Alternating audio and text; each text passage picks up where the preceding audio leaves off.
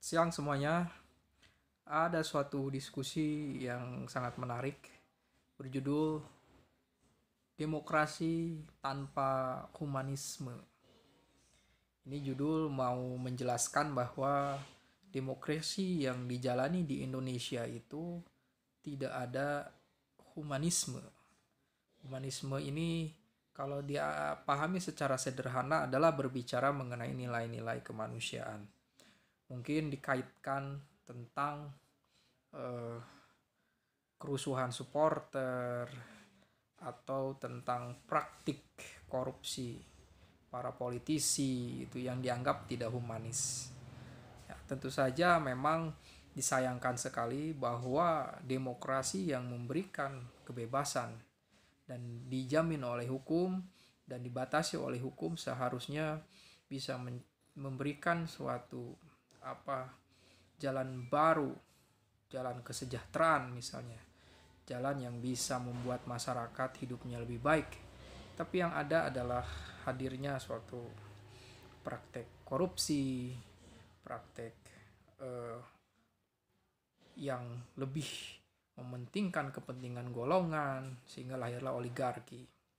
Tentu saja yang namanya demokrasi itu akan diisi oleh siapapun, karena siapapun yang bisa bermain di ruangan publik dan dia tidak melanggar hukum, maka dia bisa mendapatkan misalnya adalah kekuasaan.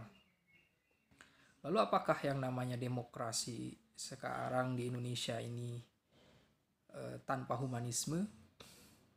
Apa itu demokrasi? Demokrasi adalah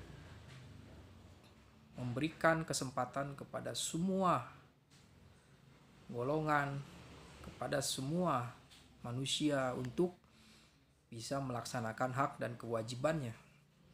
Dan demokrasi dikaitkan dengan politik, ekonomi.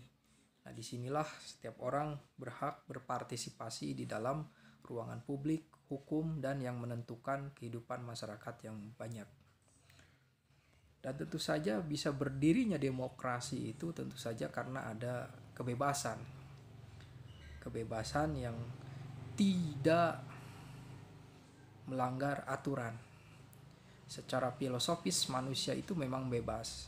Tapi ketika dia hidup di ruang sosial, di ruangan publik, maka dia harus mentaati hukum untuk merawat kebebasannya itu. Jadi kebebasan itu harus dirawat dan yang merawatnya itu adalah etika, hukum. Lalu apakah bisa demokrasi tanpa humanisme?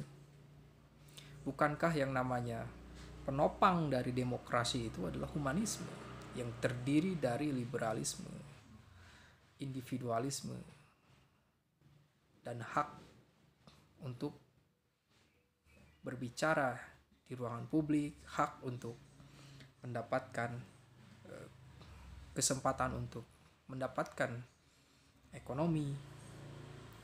Jadi humanisme seperti apa yang dimaksudkan di sini? Humanisme yang mengaitkan tentang setiap perbuatan itu berdasarkan nilai kemanusiaan. Yang perlu kita garis bawahi adalah demokrasi harus selalu bersama suatu nilai yang ideal.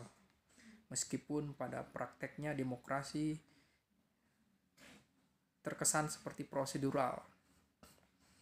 Jadi misalnya demokrasi telah memenangkan seseorang menjadi seorang legislator padahal dia bukan ahlinya.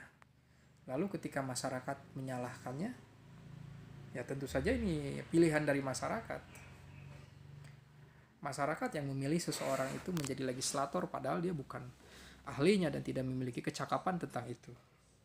Itulah demokrasi pada satu sisi memberi ruang kepada siapapun yang bisa hadir di ruang publik.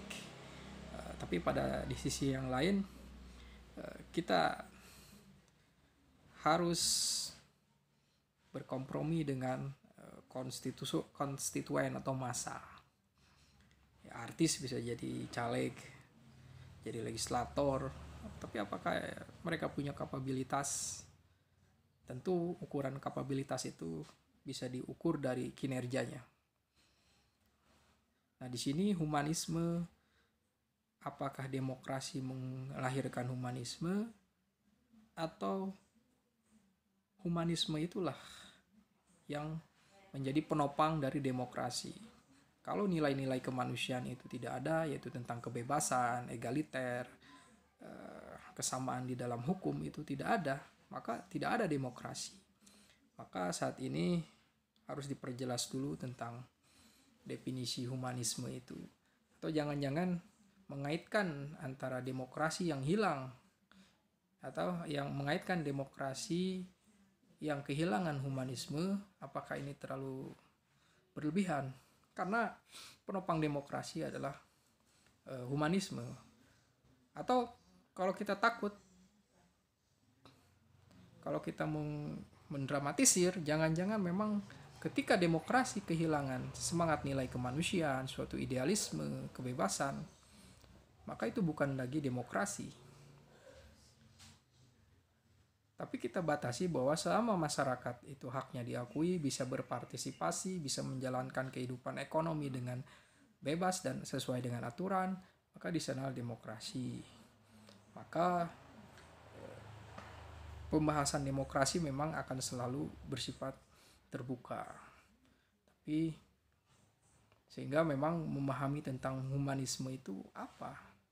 Apakah seperti humanisme di barat yang menjelaskan tentang seperti kata Arnold Toynbee yang berkata, dulu manusia berterima kasih kepada Tuhan karena telah memberikan kebaikan. Tapi di zaman humanisme, manusia tidak berterima kasih kepada Tuhan, tapi berterima kasih kepada dirinya sendiri. Maka lahirlah disebut dengan liberalisme, sekularisme, dan termasuk demokrasi itu, individualisme lah gitu. Lahir individualisme, liberalisme, bahkan di Immanuel Kant menjelaskan ada disebut dengan zaman pencerahan gitu kan. Jadi selama manusia ingin hidup berdemokrasi, maka dia harus mencermati setiap perubahan yang ada di dalam dinamika masyarakat. Tentu saja suatu sisi idealisme itu harus dipertahankan, bahwa tapi jangan juga kita mengkritik membabi buta bahwa demokrasi itu sudah tanpa humanisme. Sedangkan yang namanya humanisme itu menopang demokrasi. Meskipun setiap penopang ini bisa dijadikan suatu argumentasi untuk membuat suatu ideologi baru mungkin ya, sekularis gitu. Tetapi humanisme adalah penopang demokrasi. Terima kasih.